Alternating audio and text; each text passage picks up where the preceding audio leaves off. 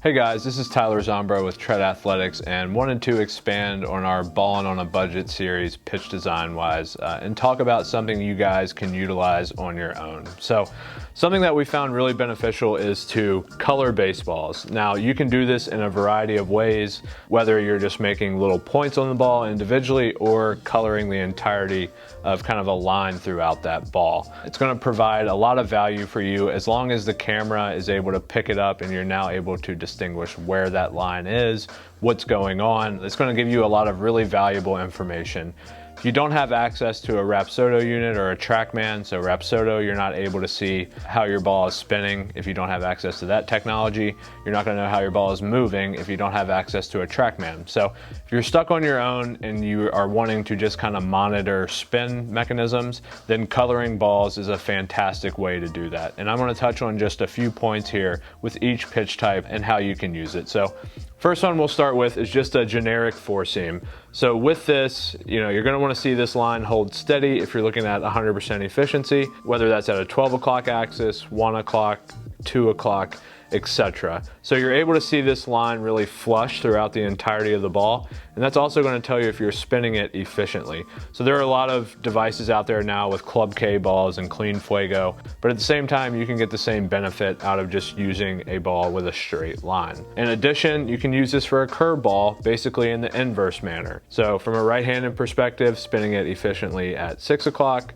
7 o'clock, 8 o'clock, whatever it might be. And now we get into the part where if you're trying to throw an efficient side spinning sweeper, you would want to see that line horizontally. So again, that has to do with 100% spin efficiency is drawing that fluid line. That's going to give you great insight to what's going on. Now, if we look at seam shifted wake, we're going to look at a little different way to color the ball. So we've colored this in a two seam orientation, and what you'll want to see is you'll actually want to see that line a little bit offset.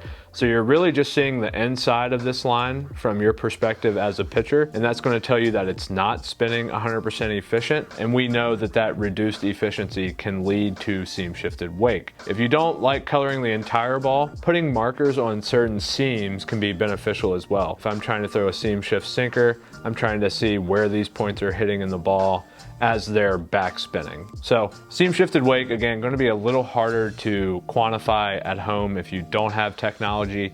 That's where having a Trackman to get the actual movement and then Rapsodo to just get the spin numbers, and seeing the deviation between the two can be really beneficial. To touch on sliders, if you're throwing a gyro slider, generating some form of a bullet point can be really beneficial to make sure that gyro spin is tight. And again, you're able to really do this with all pitches if you know what type of spin you are trying to achieve. So talking about change-ups. So with change-ups, again, you can do this in a seam shifted wake manner, or you can get there by tilting the axis. Again, I recommend kind of a straight flush line on the ball, because then you can really begin to see, okay, if my fastball is at 1 o'clock, do I tilt my change-up past that to 3 o'clock, for instance? So you're able to see those axis deviations on your own, and so essentially you're creating your own Rapsodo model for you. How consistent this line stays in terms of how the ball is spinning, it's going to tell you a lot about efficiency, and then obviously the direction is going to tell you the axis.